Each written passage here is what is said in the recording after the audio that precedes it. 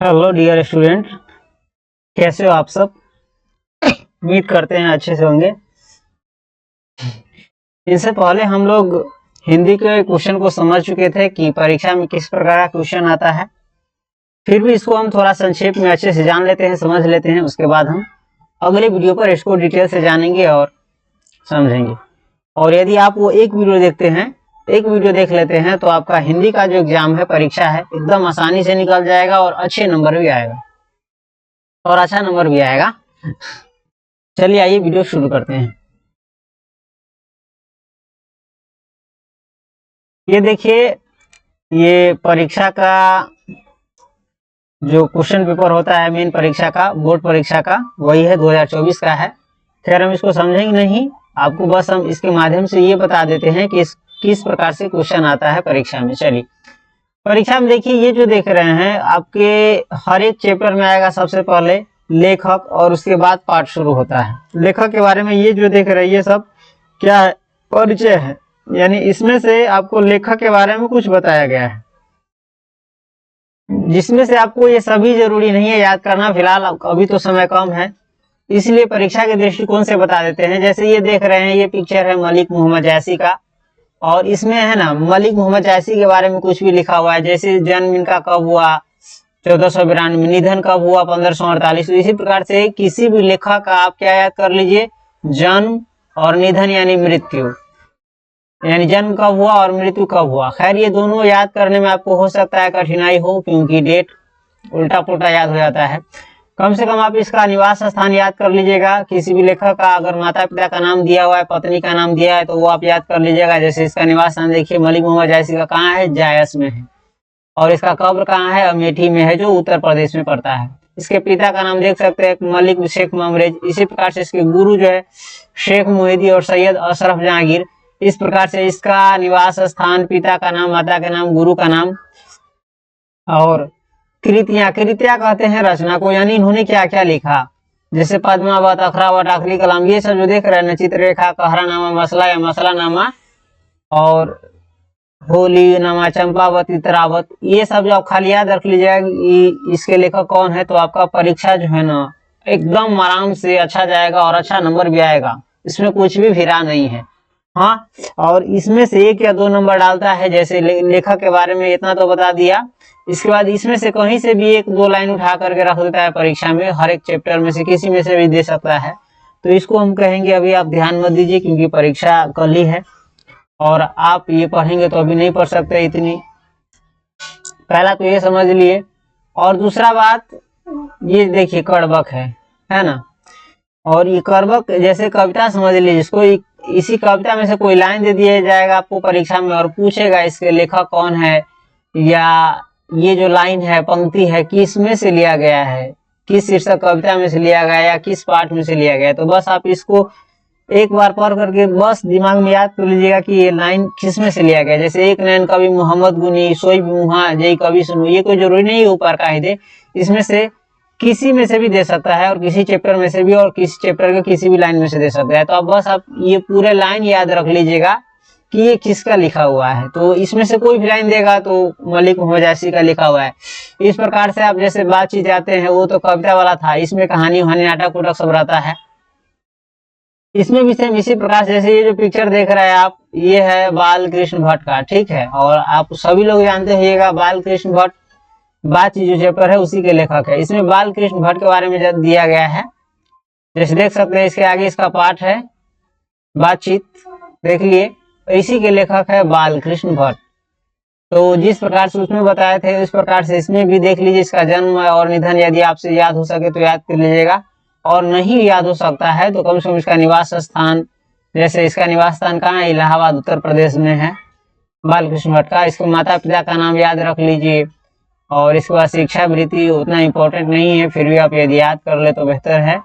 और ये जो रचना है, हर एक चैप्टर में से यदि आप किसी भी लेखक का जन्म, निधन, निवास स्थान, माता पिता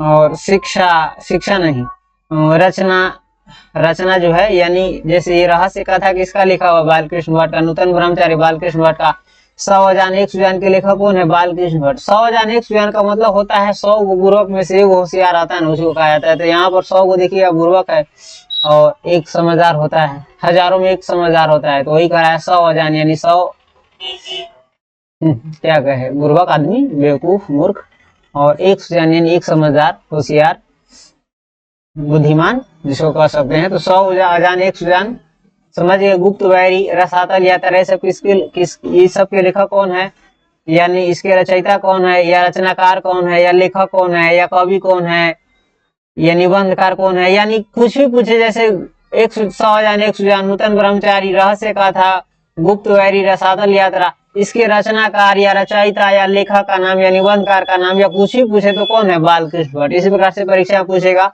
और सेम इसमें से भी एक लाइन दे सकता है आपका कि बालकृष्ण भट्ट किस युग के साहित्यकार थे या लेखक थे, कुछ भी, तो भारतेंदु युग के। तो ये भी हम आपको जब याद नहीं करने के लिए जो बता देते हैं वो याद कर लीजिए, बस हो जाएगा।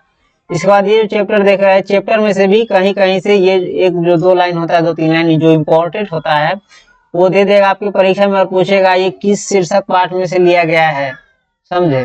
तो यदि आप पढ़े होंगे तो आराम से पकड़ लीजिएगा, समझ जाइएगा किस चैप्टर में से है। और नहीं तो आपके एग्जाम की आसानी के लिए हम बता ही देते हैं कुछ, ठीक। तो एक चीज समझ गए, हर लेखक के जो ये काला अक्षर में बोल्ड कलर में लिखा गया है, यानी थोड़ा मोटे कलर में, ये सब देख रहे हैं थोड़ा पतले कलर में है और ये थोड़े मोटे कलर में है, तो इसमें से भी आता है ऑब्जेक्टिव, आता है, नहीं आने का सवाल ही नहीं। इसलिए यदि आप इसके हर एक चैप्टर को अच्छे से थोड़ा सा भी याद कर लेते हैं तो आपका परीक्षा आसानी से निकल जाएगा। तो ये तो ऑब्जेक्टिव के बारे में समझ गए हम।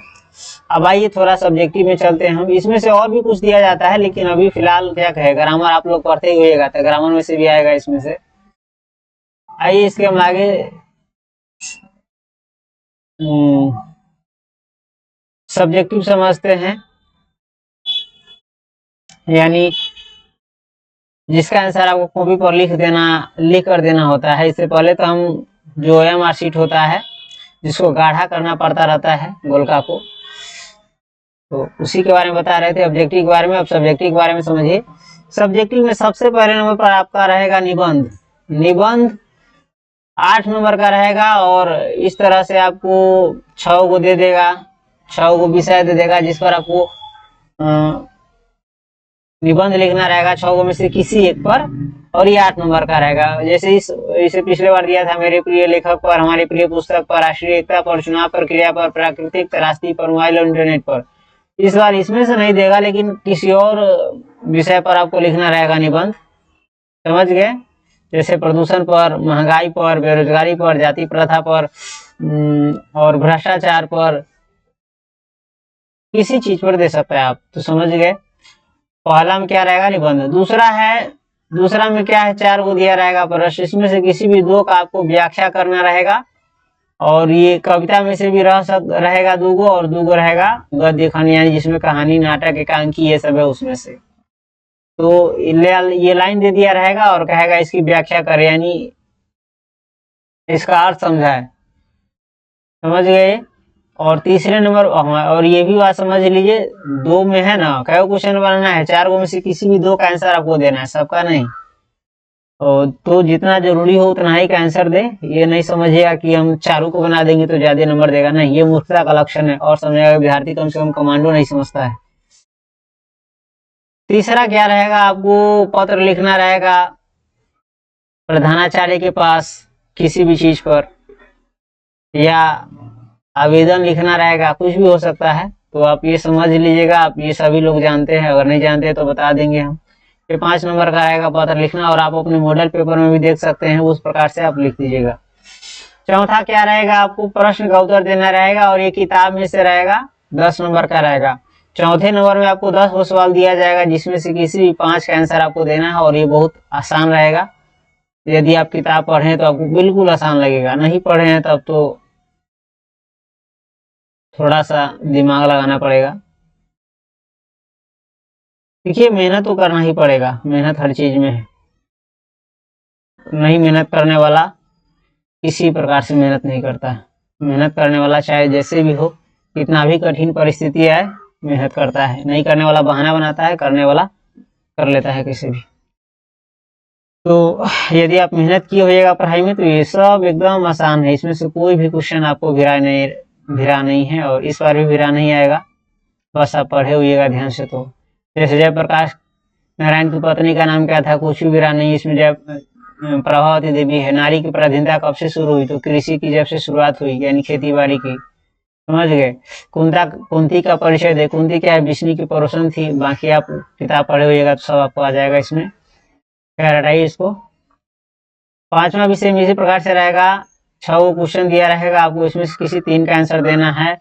और यदि आप किताब की जो गद्य खंड है और पद्य खंड है, इसके यदि आप सारांश पढ़ लेते हैं सभी चैप्टर का, तो बाकी आपको 6 में से 3 का आंसर देना बहुत आसान रहेगा। जैसे वो साधारण पर सारांश लिखना है, रोज कहानी पर सारांश लिखना है, आप आराम से लिख सकते हैं, या किसी कविता का भावार्थ लिखना रहेगा। तो 5 का समझ गए।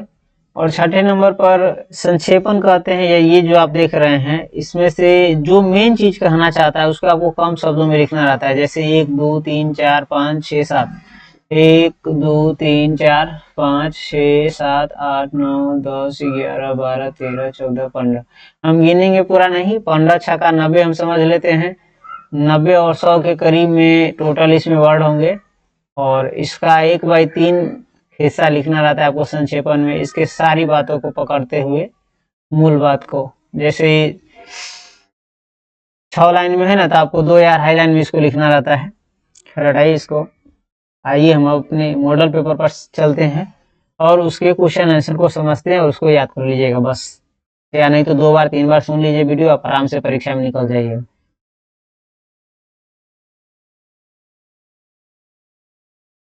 तो अब तक वीडियो देखने के लिए थैंक यू, मिलते हैं फिर अगले वीडियो में।